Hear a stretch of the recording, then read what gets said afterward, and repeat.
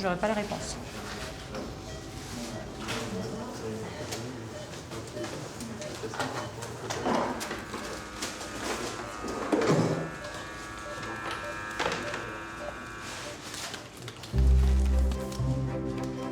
Dans l'enchantement simple, Christian Bobin écrivait « Il faudrait accomplir toutes choses, et même les plus ordinaires, surtout les plus ordinaires, ouvrir une porte, écrire une lettre, tendre une main, avec le plus grand soin et l'attention la plus vive, comme si le sort du monde et le cours des étoiles en dépendaient. Et d'ailleurs, il est vrai que le sort du monde et le cours des étoiles en dépendent. Alors bien sûr, quoi de plus précieux que notre santé ? Cela paraît si évident à écrire, si banal, et pourtant, il m'aura fallu un séjour en hôpital pour comprendre à quel point ces soins qu'on nous apporte sont essentiels, source de vie, moteur d'espoir, et que derrière chaque blouse blanche, rose ou bleue, il y a un homme ou une femme profondément impliqué. Une personne dont le métier est une pierre essentielle, posée sur un édifice complexe. Notre édifice. Non, pas de rampe. Vous êtes assez fort pour pas avoir de rampe. Je vous le pose là ? Oui, Voilà. Vous le prendrez ? d'accord. À tout à l'heure ? Tout à l'heure. C'est une vocation depuis toute petite. J'aime beaucoup le relationnel avec les personnes. C'est vrai que c'est quelque chose qui est très intéressant pour moi. Du coup, je me suis dit pourquoi pas tenter infirmière. C'est vrai que j'avais un peu peur parce qu'on me disait que beaucoup, en étant en bac pro, que c'était pas le même niveau, que ça allait être difficile. Mais bon, je me suis dit pourquoi pas. Du coup, je suis rentrée à l'école en septembre. Oui, après c'est juste là, quand tu arrives en haut. L'équipe infirmière est énormément présente là pour m'expliquer chaque soin. Même les aides-soignantes, que ce soit aides-soignantes et ASH, ils sont vraiment présents là. On leur demande quelque chose, ils sont présents, ils nous expliquent si on ne sait pas faire ou on ne sait pas où c'est. Parce que c'est vrai qu'en arrivant en stage, on ne connaît pas la structure et c'est pas évident à s'adapter. Et là, je ne monte pas plus haut, non ? Non. Tu peux monter, on redescendra après. Ouais, comme ça alors. Jusqu'en dessous du genou, et puis tu redescends. Et je redescends.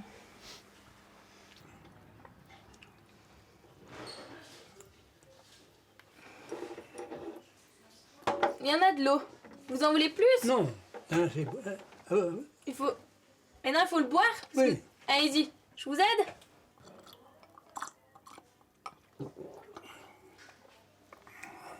Encore ?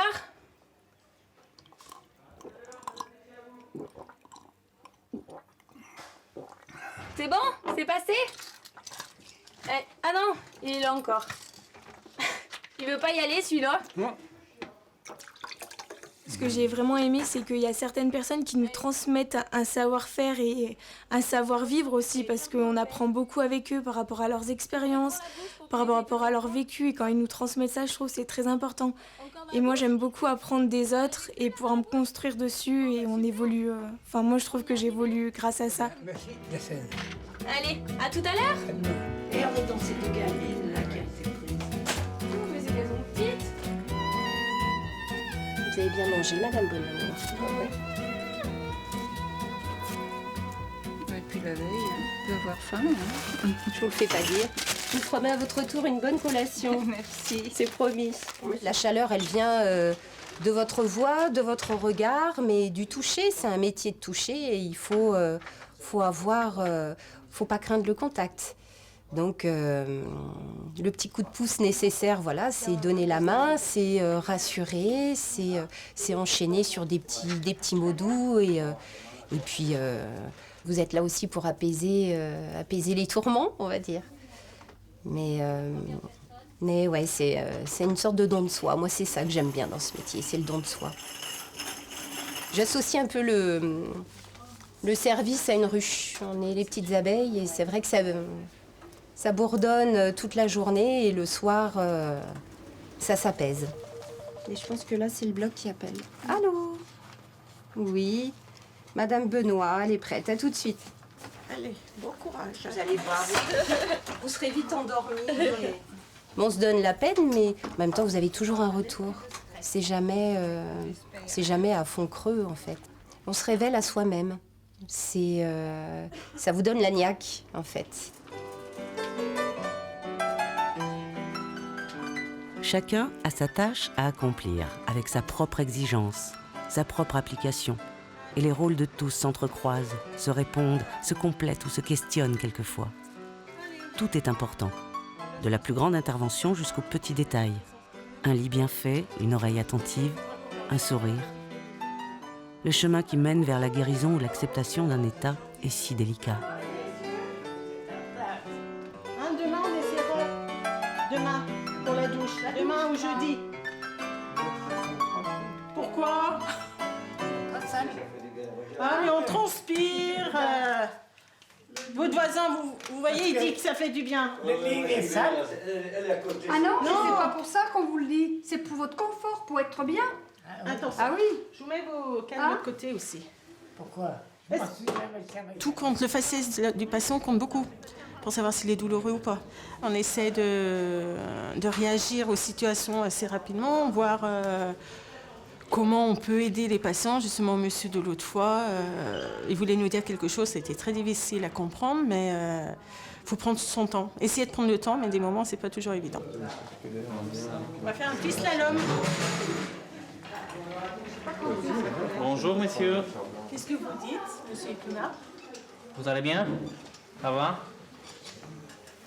Bon, je vais Qu'est-ce rentrer. que vous voulez dire?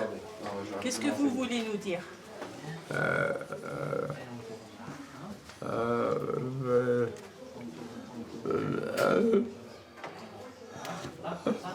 Non. Allez, Allez. Hein? calmez-vous, prenez votre temps. Je veux. Vous voulez écrire sur l'ardoise? Il marche en rayon. On va écrire, hein, sur l'ardoise magique. Des moments, on se sent démunis, parce qu'on n'a pas tout... Est-ce que vous avez soif? Des moments, on ne peut pas apporter de solution tout de suite. On essaie de voir, justement, avec l'équipe, ça compte beaucoup, une équipe. Le travail d'équipe, c'est vachement important dans ces moments-là, quand on a, personnellement, si on n'arrive pas à faire quelque chose, voilà. Essayer de passer la main aussi à nos collègues qui, eux, peuvent trouver une solution à ces personnes-là, à quelques problèmes que nous-mêmes, on ne peut pas résoudre, quoi, en fait. Tu sais, sinon, l'autre fois, il arrivait. Rose? C'est Rose que vous voulez dire? Eh ben, qu'est-ce qu'elle a, Rose? Elle vient cet après-midi, Rose?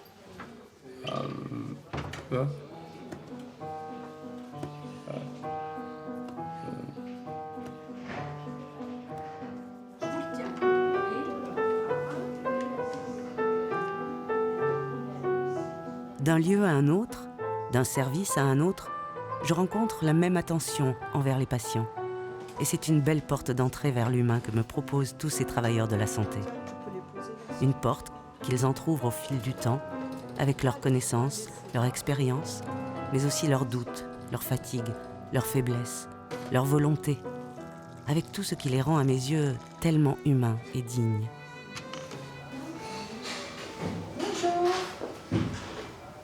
Ça va? Je vous réveille? Vous avez passé une bonne nuit? On doit vous préparer pour le bloc, monsieur Perseghini. Déjà, je vais vous prendre les constantes, la tension. Et puis après, on va prendre une douche. Ok? Allez. Bonjour, monsieur. Bonjour. On va refaire votre lit. D'accord? Ça va? Oui? Allez. Vous avez bien dormi? Non, pas trop. Vous êtes fatigué? Allez, on va monter un peu le lit. Ce qui est parfois difficile avec les patients qui ont des trachéos, c'est qu'on ne discute pas. C'est pas la parole tout le temps. Nous, on leur parle, ils sont fatigués. Mais bon, c'est vrai que c'est le toucher, c'est le regard. Ils ont l'habitude, ils nous connaissent, ils ont l'habitude de venir plusieurs fois dans le service. Et voilà, ça c'est important. C'est une relation et des fois on n'a pas besoin de parler pendant des heures avec eux. Ils savent qu'ils peuvent avoir confiance en nous et voilà, et qu'on est là pour eux, quoi. Demain, il va pleuvoir. Bon, qu'est-ce qu'on fait? Vous voulez qu'on vous emmène? Hein? On vous emmène pour la toilette un peu? Tout à l'heure? En général, on est proche des gens parce qu'on s'occupe d'eux, on les lave, donc c'est intime. Alors ça vous a fait du bien hier, les amis, hein? Vous avez bien rigolé. C'est la première fois que je vous voyais comme ça. Un beau sourire. Je pense que nos patients, quelque part, on les aime, quoi. On parle d'eux tout le temps, même quand on est en pause, tout simplement. C'est vrai que la pause, on parle des patients. C'est vrai que, voilà, on se dit, allez, comment tu as fait, comment tu vas gérer avec tel et tel patient. Et puis, il faut voir, quand on est dans la maladie, des fois, on peut être pas agressif, mais on n'est pas bien. Donc, on apporte un petit peu de sourire, de légèreté dans ces journées qui sont pas faciles. Ça va, Madame Valentin? Vous sentez bien? Fatiguée, hein? Et au niveau de la respiration, il y a des changements, non? Non, ça va.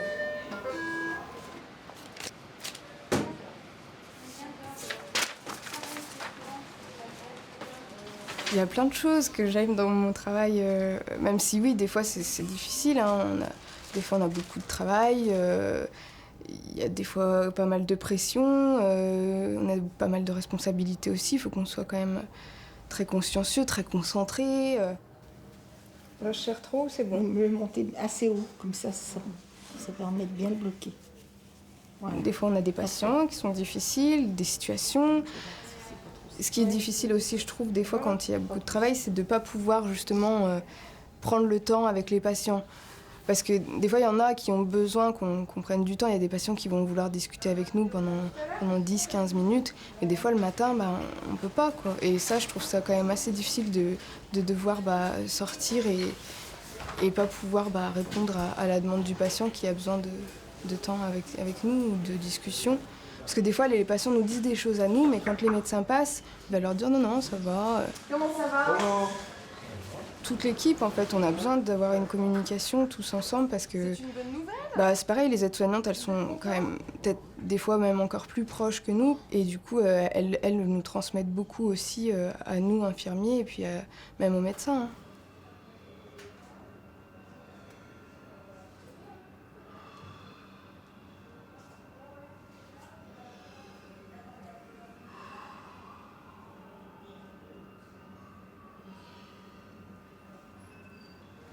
J'aimerais bien...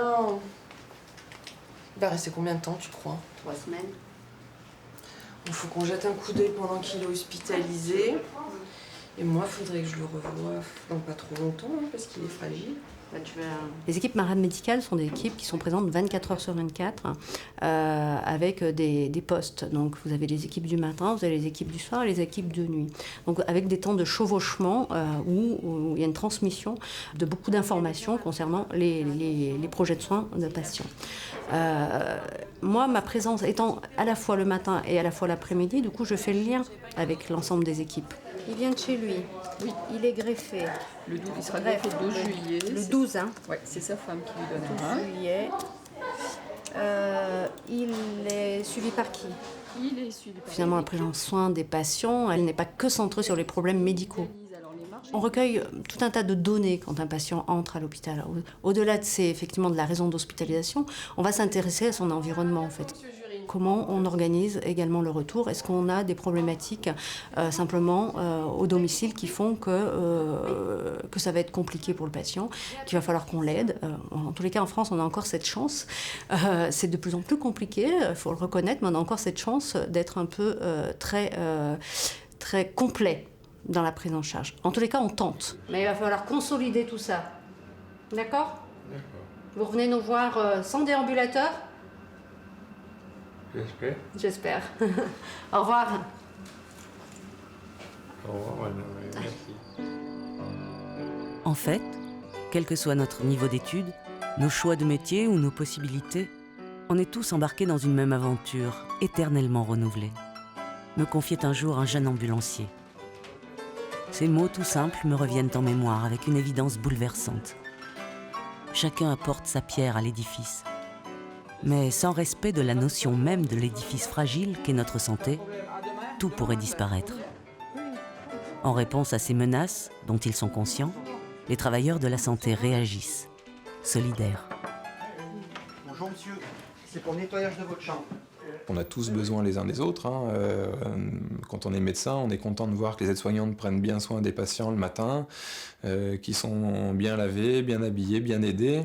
On est content de voir les infirmières qui viennent faire leur travail, distribuer les médicaments, surveiller que tout va bien. Donc voilà, on a la personne qui fait le ménage aussi, de rentrer dans une chambre, que le patient soit à l'aise, qu'il soit dans un environnement favorable. On a tous besoin finalement les uns des autres. Donc quand on a conscience de ça, on ne peut pas se placer au-dessus des autres.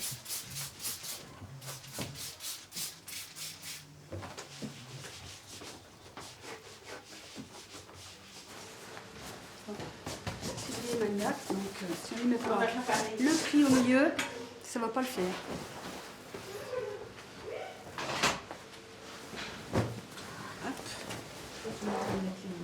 Vous voulez nous montrer un peu comment vous levez, comment vous marchez avec la canne? On va vous faire travailler un petit peu. Puis vous avez la visite de vos 2 frères aujourd'hui? Ouais. Non. Le frère, le père et le frère, d'accord. Ça, c'est papa. Le papa, d'accord.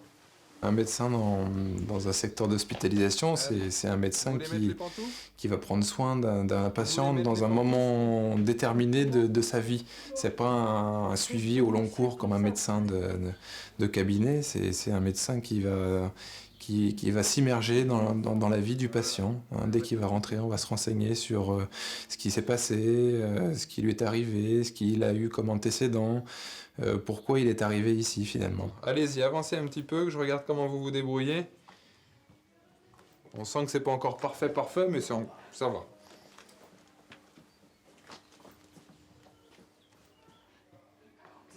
On va voir si je suis costaud.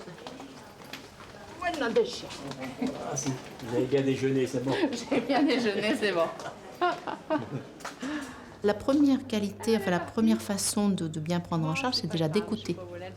Il faut juste écouter, avoir une écoute, mais une écoute attentive, pas une écoute passive, une écoute attentive. Et après, comme ça, on arrive à comprendre qu'est-ce que le patient sait de sa pathologie et qu'est-ce qu'il veut savoir aussi, parce qu'il y a des gens qui veulent rien savoir pour se protéger, donc il faut respecter ça. On va pas leur balancer des vérités s'ils n'ont pas envie de les entendre. Donc voilà, écouter, savoir ce que le patient sait, ce que le patient veut savoir, et puis après, nous lui expliquer comment on va le prendre en charge, ce qu'on va lui faire, toujours le faire participer, quoi. Pas le prendre pour un objet qu'on balade, non, l'impliquer dans sa prise en charge. Au niveau douleur, qu'est-ce que ça donne? Ben, ça dépend des moments, là. Et au moins, ça me brûle dessous. Bon, on va regarder tout ça. La dernière prise de sang, elle date de quand? Ça fait 15 jours maintenant? Ouais, 15 jours, oui. Bon, on en refera une? Pour voir s'il n'y a pas de... On fera une NFCRP. Oui. D'accord. Ouais. On va enlever la chaussette, monsieur? Un patient, c'est une personne avec un esprit, une âme, mais c'est aussi un corps douloureux. Et nous, on est là, surtout en rééducation, pour soigner le corps douloureux. Et la meilleure façon déjà de prendre en charge, c'est de prendre en charge, c'est-à-dire de prendre en main, de savoir, d'avoir un contact physique qui soit un contact bienveillant, protecteur. Je veux dire, des fois, une main passée, un petit massage, une caresse sur le front, c'est beaucoup. C'est pas grand-chose, hein, c'est beaucoup. Merci. Allez, donc NF plaquettes, CRP. Être proche des hommes, faire corps avec leur fragilité et leur souffrance, tout en gardant la distance nécessaire pour soigner, choisir le bon geste, le bon traitement. Je comprends au fil de mes rencontres l'extrême complexité du travail des médecins hospitaliers. J'apprends leur modestie face à cette science, la médecine, à la fois tellement précise et tellement subtile. Rien n'est établi d'avance. Chaque personne avec ses pathologies ou les séquelles de son accident répond à la fois à un protocole et reste un cas unique. Impressionné par les prouesses de certains praticiens, qui parviennent quelquefois à sauver de la mort des cas désespérés, je réalise, très ému, combien tous demeurent humbles devant la réalité de leur métier. Quand on est jeune, quand on est tout juste jeune médecin, on a l'impression d'avoir ce pouvoir-là, de sauver des vies. Alors c'est vrai qu'on l'a, parce qu'on a tous des expériences où clairement on a sauvé la peau des gens. Mais c'est un effet grisant en fait. Et puis plus le temps passe et plus ce poids est angoissant en fait. Parce que si on peut en sauver, ça veut dire qu'on peut aussi en gâcher, ne pas en sauver. Et ça, on en prend conscience qu'après. Au début, on voit que, surtout quand on fait des urgences, de la réanimation, on voit que, ah oui, j'ai sauvé. Et puis, après, il y a des échecs qui arrivent. Et là, on se dit, ouais, finalement, peut-être pas Superman. Et là, ça prend beaucoup plus de poids, en fait. Je pense qu'un jeune médecin, un médecin au cours de sa carrière n'est pas le même au début, au milieu et à la fin. On a rencontré des situations, on a mûri, on a réfléchi et on n'est pas le même. Je pense qu'on apprend les connaissances médicales, mais devenir médecin, ça ne s'apprend pas du jour au lendemain. Monsieur B.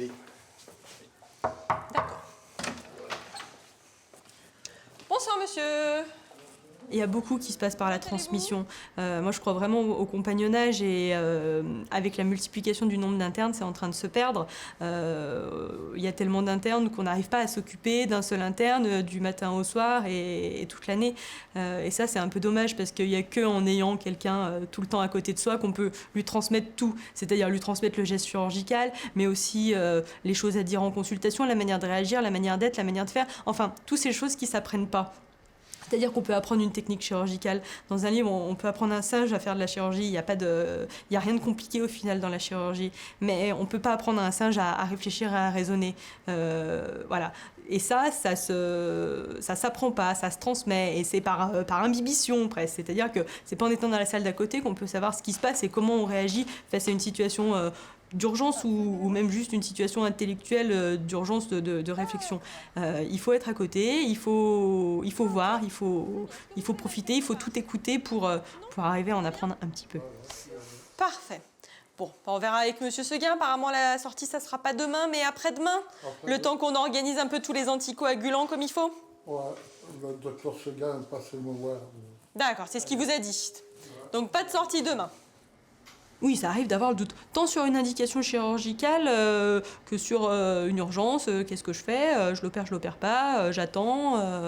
Qu'est-ce qui est le mieux pour le patient? Moi, ça m'arrive, je sais que je peux appeler et que j'aurai une réponse. Au moins qu'on pourra discuter. Pas forcément une réponse, parce qu'il n'y a pas de... Le docteur X n'a pas plus la réponse que moi, mais au moins une discussion. Et c'est de la discussion que naît l'idée ou qui permet de mieux arranger ses idées personnelles et savoir ce qu'on a envie de faire. C'est ça que moi je recherche, c'est une vraie équipe où on peut partager les patients, les bons moments, les mauvais moments, les patients qui vont bien, où on se dit « Ah, c'est cool, il va super bien avec le sourire », et puis ceux qui vont pas bien. On n'est pas tout seul à porter toutes les complications, parce qu'il y a des jours, c'est un peu lourd, en l'occurrence pour mes petites épaules à moi, quoi. On a un bon alignement de la corticale médiale, mais on note quand même qu'il y a ce défaut qu'on voit encore mieux ici et ici, qui sera à surveiller. Bon, ça n'aura sans doute pas de conséquences. Le chirurgien, il est tout ça en même temps. L'architecte, le conducteur de travaux et l'ouvrier. Voilà. Ce qu'on doit transmettre, c'est tout cet ensemble. Or, le jeune interne, lui, ce qu'il veut, c'est faire de la chirurgie. Il veut prendre les pinces, il veut découper, il veut faire de la coagulation, il veut faire l'aspect très répandu de l'idée qu'on peut se faire du métier de chirurgien. Je mets un clip parce que j'aime bien que ça tienne bien, quand les vaisseaux sont un petit peu trop gros, la coag ça marche moins bien. C'est ça. Par contre, je mets pas de clip côté pièce parce que côté pièce, ça va chez l'anapathe.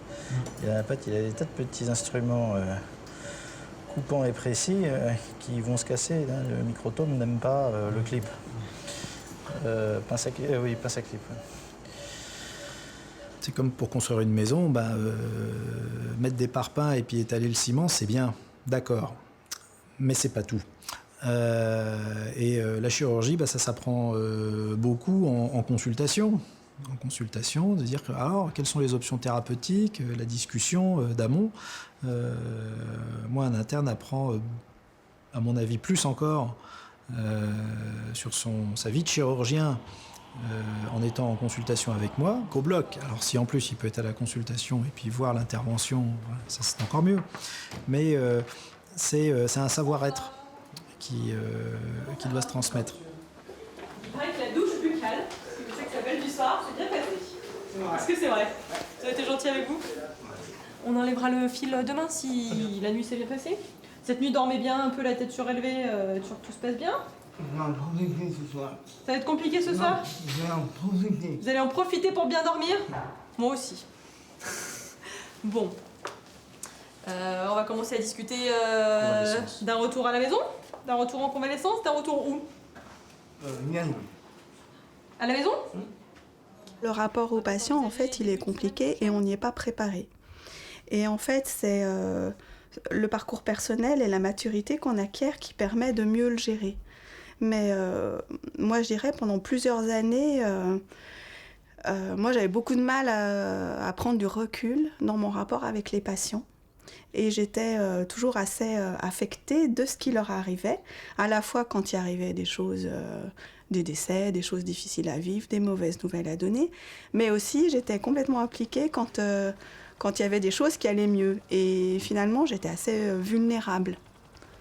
Les patients, ils demandent beaucoup qu'on a un rapport affectif avec eux et ça, c'est difficile à gérer. Je pense qu'il ne faut pas complètement rentrer dans ce jeu-là pour qu'on reste professionnel et crédible et qu'on puisse avoir, je dirais pas de l'autorité, mais de la crédibilité, quoi. Si on veut qu'ils prennent les traitements qu'on prescrit et qu'ils n'aient pas peur de ce qu'on leur demande comme examen, il faut qu'on ait une certaine autorité, oui, enfin, sans doute le terme, mais... et ça... il ne faut pas que ça passe par un rapport de copinage ou d'affection. Et justement, ça, c'est un peu difficile à gérer, quoi. On n'est pas là pour compatir.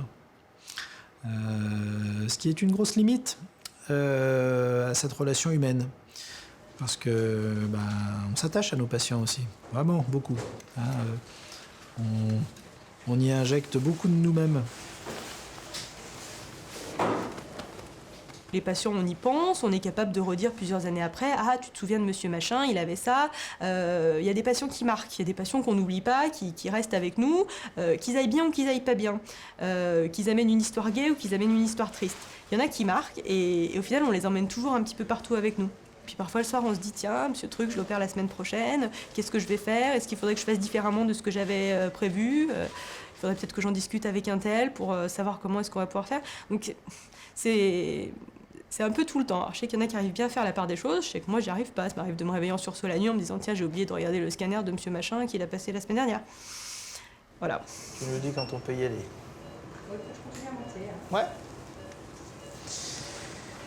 Allez, hop. Incision. Merci. Je peux avoir des compresses, s'il te plaît. Monopolaire, retour. Toujours la question aussi, est-ce que vous allez vous occuper de quelqu'un de votre famille? Il ne faut surtout jamais s'occuper de quelqu'un de sa famille. Moi, je dirais que si à 200 km à la ronde, c'est moi le meilleur pour telle partie et puis qu'il faut le faire, oui, je vais le faire. Je ne sais pas comment ça se passera, mais évidemment, oui, qu'il faut le faire. C'est pas simple. C'est pas simple.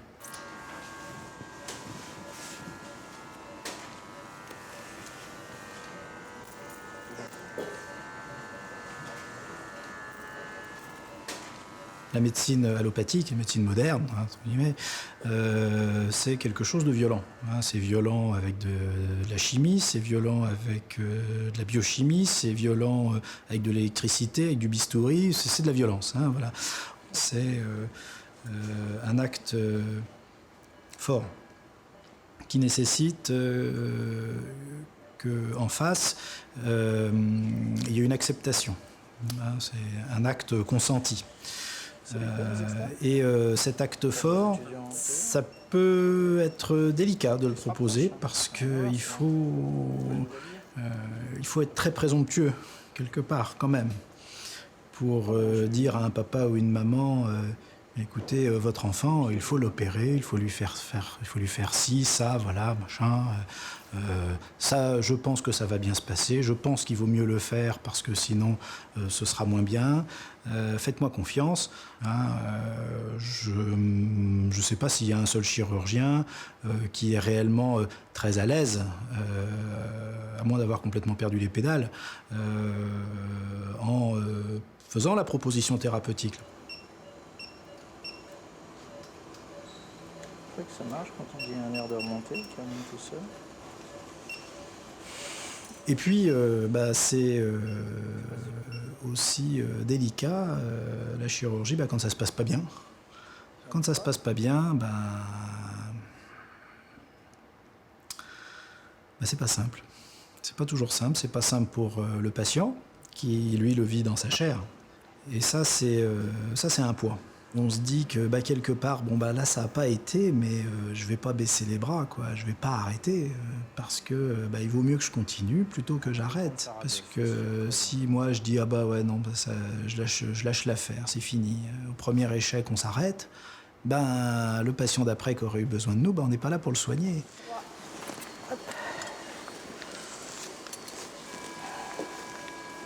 Où est-ce qu'elle était? Alors ça c'est quoi ça? Ouais, s'il y avait plus bonne chose, ça fait plus veine ça. Ça c'est veine et ça c'est ça qui me plaît pas. Il y a un côté chef d'orchestre dans le bloc opératoire qui est en train de devenir un petit peu moins visible, un peu moins ostensible. Chaque corps de profession est très pro maintenant, très formé. Le savoir n'est pas restreint à une personne qui va dire à un tel tu fais ci, tu fais ça.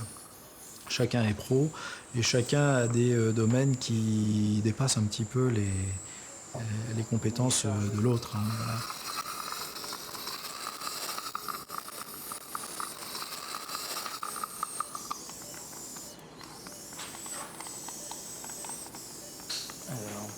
On n'est pas que des techniciens, on est aussi des humains, parce que le patient, quand on lui propose une chirurgie ou une grosse chirurgie, il faut l'emmener avec nous dans l'aventure. On peut pas juste dire on va faire ça, c'est voilà comment ça va se passer, et allez, venez avec moi, c'est une nouvelle aventure, et puis je vous emmènerai jusqu'au bout, quoi. On les met un peu en danger, les patients, parce que c'est une intervention chirurgicale, on va inciser, on va ouvrir le corps, on touche à des choses de l'intime qui sont quand même importantes. C'est vraiment une aventure. C'est un plan de voyage. Voilà, on part de là.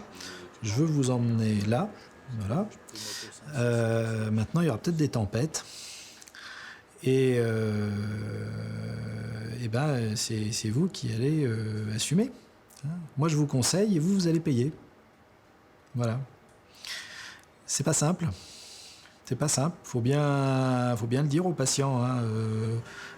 Quelles sont les différences de position. On n'est pas dans une situation égale. Le patient et son chirurgien ne sont pas dans une position d'égal à égal. Ils sont déséquilibrés au possible. Il y en a un qui sait, un autre qui ne sait pas ou qui croit savoir.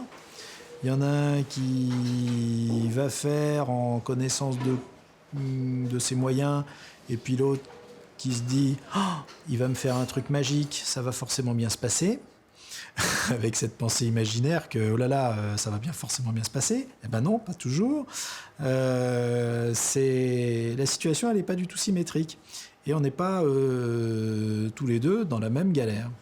Et en fait, sur les grosses interventions, il faut porter le patient après. C'est-à-dire que le geste chirurgical, il se passe souvent bien, le patient il est préparé à tout ça, il y a tout l'après, le moment où le moral il descend, où la cicatrisation ça se passe pas comme on voudrait, où tout ne va pas bien. C'est ça le plus dur, c'est qu'il faut porter tous ces moments où ça va pas. Et puis être toujours capable de rebondir, de proposer quelque chose de nouveau, de savoir quoi faire quand ça va pas. C'est pas souvent que ça va pas, c'est souvent que ça va bien, mais les moments où ça va pas, ils sont durs personnellement pour l'ego, on sait qu'ils sont durs pour les patients, et il faut avancer, il faut garder le sourire, garder la motivation, pas trop inquiéter le patient, parce que dès que le chirurgien commence à faire la tête, le patient il se dit oh merde, qu'est-ce qui se passe, ça doit être la catastrophe, et tout de suite ça monte beaucoup dans la tête. Donc il faut être rassurant, tout en sachant annoncer les choses difficiles avec justesse. 4, 5, 6, hop.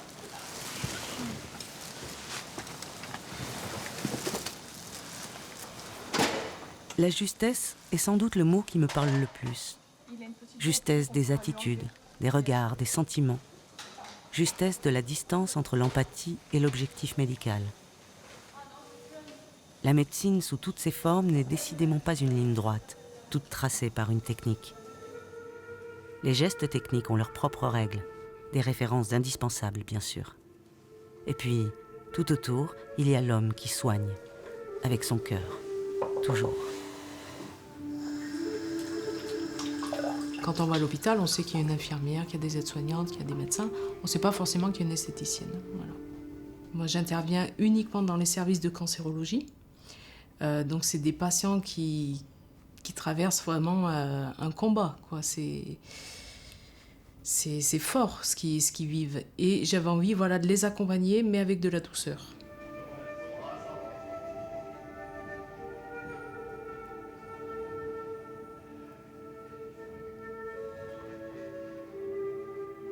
Bon, les traitements, notamment les chimios, assèchent énormément la peau, il y a des rachis acnéiques, enfin voilà, il y a beaucoup de conséquences au niveau de la peau. Donc, alors, le côté beaucoup plus technique de l'esthétique, c'est justement de prendre soin de leur peau en fonction de, on va dire, j'aime pas ce mot, mais des dégâts qu'il peut y avoir, enfin des conséquences inesthétiques qu'il peut y avoir. Donc voilà, donc ça passe par un soin du visage, par un maquillage correcteur, maquillage bonne mine, mise en beauté des mains, mise en beauté des pieds. J'apporte aussi tout ce qui est conseil par rapport à la peau, le soleil, se protéger du soleil, les prothèses mammaires externes pour les dames qui ont une mastectomie totale, conseil au niveau des cheveux, la perte des cheveux. Voilà, c'est un ensemble, hein, Le corps enregistre beaucoup de douleurs, beaucoup de choses négatives. On perd l'estime de soi, on perd la confiance. Donc l'esthétique, c'est fait pour leur redonner confiance, leur faire voir que leur corps n'enregistre pas que de la douleur. C'est tout simplement, je pense, garder sa dignité humaine. C'est pas parce qu'on est malade qu'on est obligé d'avoir l'air malade.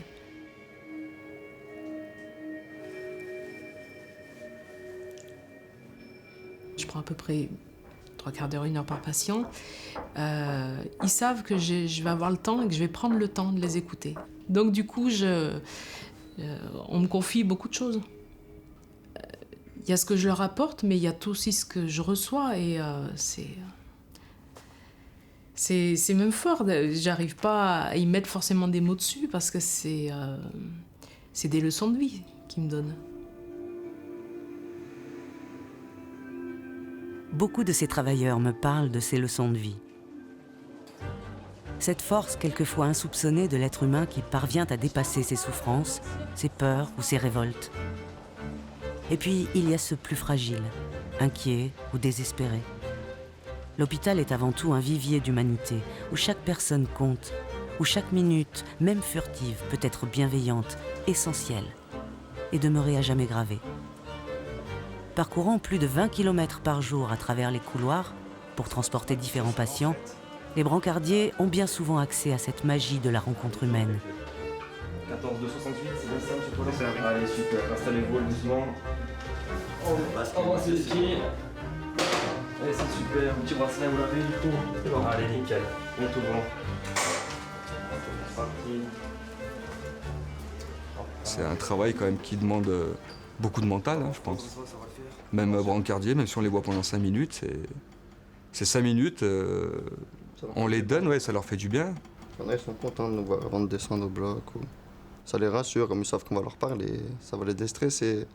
Ça m'est arrivé la semaine dernière, moi, c'est pour ça. Donc, il m'a dit, je suis angoissé, je fais, ah, mais c'est le moment qui arrive, après ça ira mieux. Il me dit, ouais, c'est vrai, j'irai bien après. Après, il était content, il rigolait en arrivant au bloc. Donc, la personne était mieux à l'aise déjà. Elle est partie, elle était stressée, on arrivait, elle était avec le sourire, donc ça fait du bien. C'est les collègues. Ça fait très avec chef, ça. Quand on parle avec eux, qu'on arrive à les rassurer, qu'on voit un sourire qui arrive sur un visage, c'est vraiment important, quoi. Comme dit ma collègue, souvent il y a des rires et il y a des... C'est bon enfant, quoi. Quelquefois, ça fait quand même bizarre de voir que les patients prennent soin de nous, quoi, en fait. Allez doucement, faites bien l'attention, vous devez être fatigué. Ah, vous ne devez pas faire du sport hein, le week-end. Je dis, ah non, hein, certainement pas. Je pense que pour un patient hospitalisé, le transport, ses transports ou son transport, sont des moments où il y a des choses qui se fixent. Et que ce moment-là, on doit et on peut en faire quelque chose. Voilà.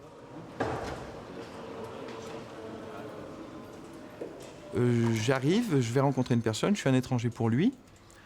Lui, il est étranger pour moi. Il faut, voilà, c'est un peu le renard qui apprivoise le petit prince. Hein. Et puis, après, on peut transporter les gens. Ça, c'est un regard, c'est un petit mot, c'est un petit sourire. C'est vraiment pas grand-chose, c'est fugace. Mais du coup, les gens se disent, je vous fais confiance. Je remets ma confiance en vous. Et voilà. J'enlève juste la machine et je vous remets correctement, monsieur. Hein. Après, il y a des gens qui n'ont pas envie de parler quand ils descendent au bloc, qui ne veulent pas nous raconter leur pathologie, par exemple.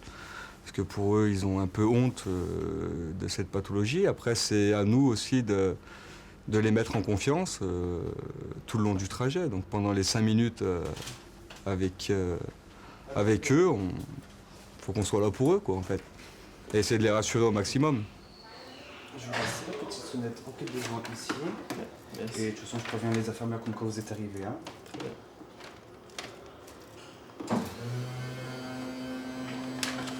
Ça nous fait connaître plein de monde. Plein de gens aussi, différentes. Donc le trajet de prise en charge est très court, mais on peut croiser des gens très intéressants.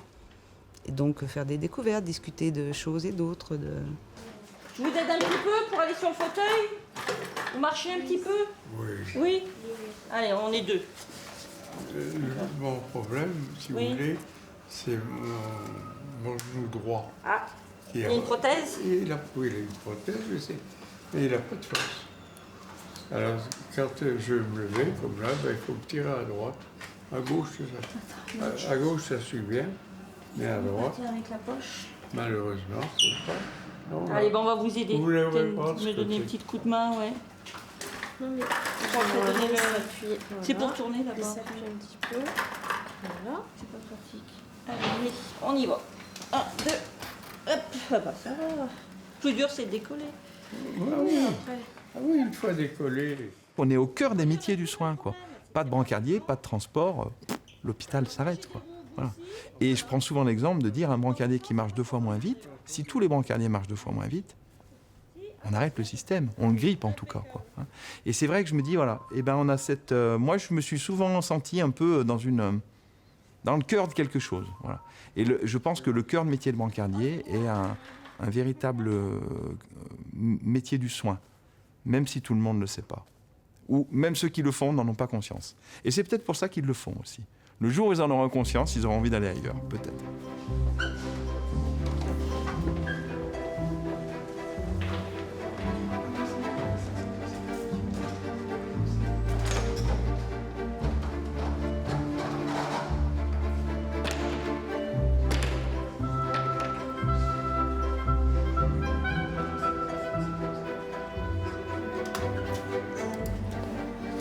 Alors, ça lui fait une MDRD à 25. On peut pas l'injecter, hein, ouais. Donc on fera sans ange, crâne sans ange et...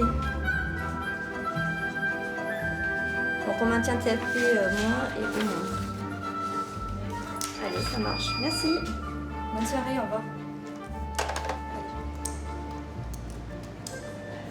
Vous marchez un petit peu, monsieur Chalet? Ou pas du tout? Pas trop? Si j'ai fait ce métier, en fait, c'est par rapport à la relation soignant-patient qui est très importante, en fait, parce que donc, le patient, quand il arrive dans la salle de radio, il est toujours impressionné par le matériel, par ce qu'on va lui faire. Il est stressé parce qu'il n'est pas bien, il est malade, et on sait qu'on va découvrir quelque chose ou pas.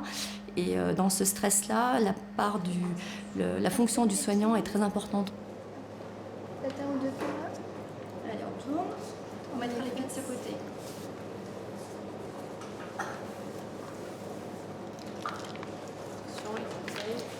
Allez, je prends les jambes. Allez, laissez-vous aller vers moi. Oui. Tournez. Tournez. Voilà. Allez, monsieur.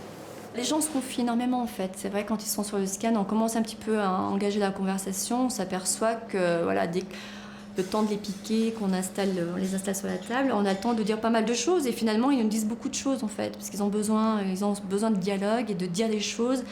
Et c'est vrai que finalement, c'est court, mais c'est beaucoup de choses en peu de temps.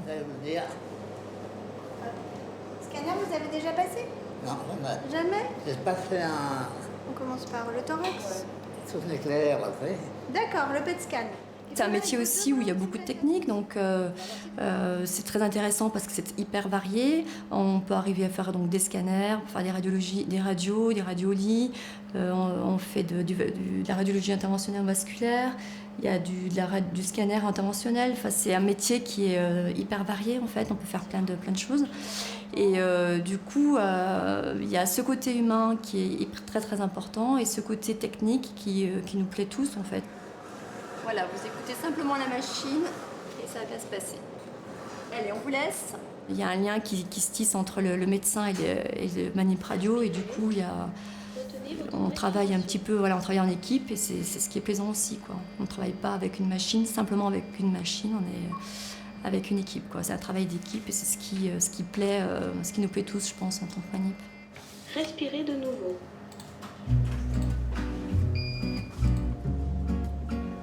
Bien des personnes sont au cœur des métiers du soin.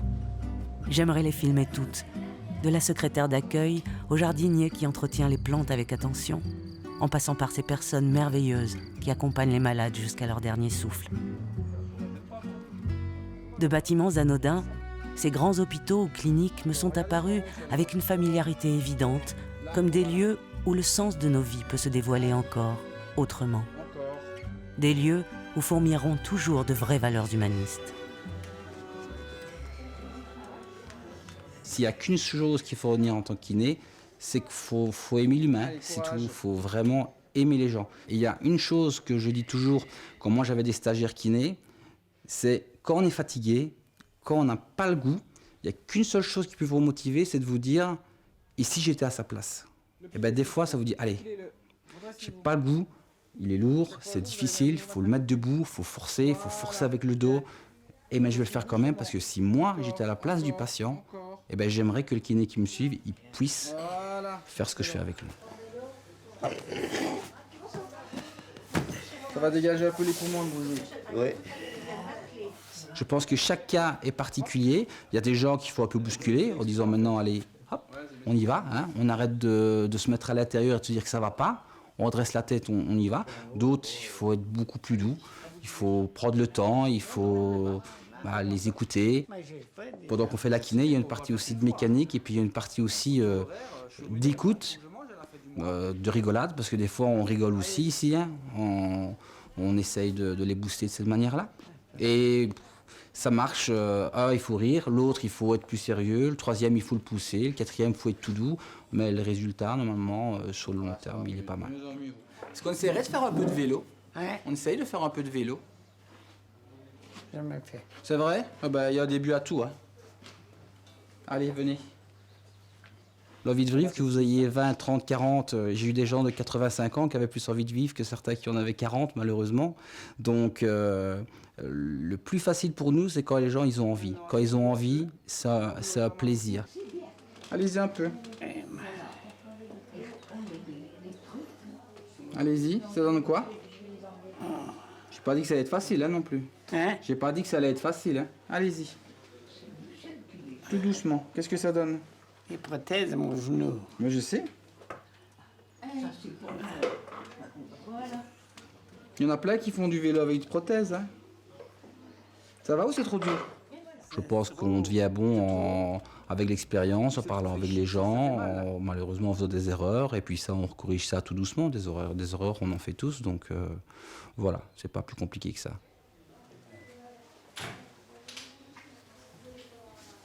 La cicatrice, elle est belle, hein? Oui. Ah oui. Ah merci, vous m'avez mis un chemisier aujourd'hui. Ça vous empêche que je coupe les manches?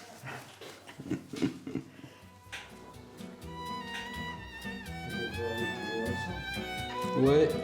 Oula.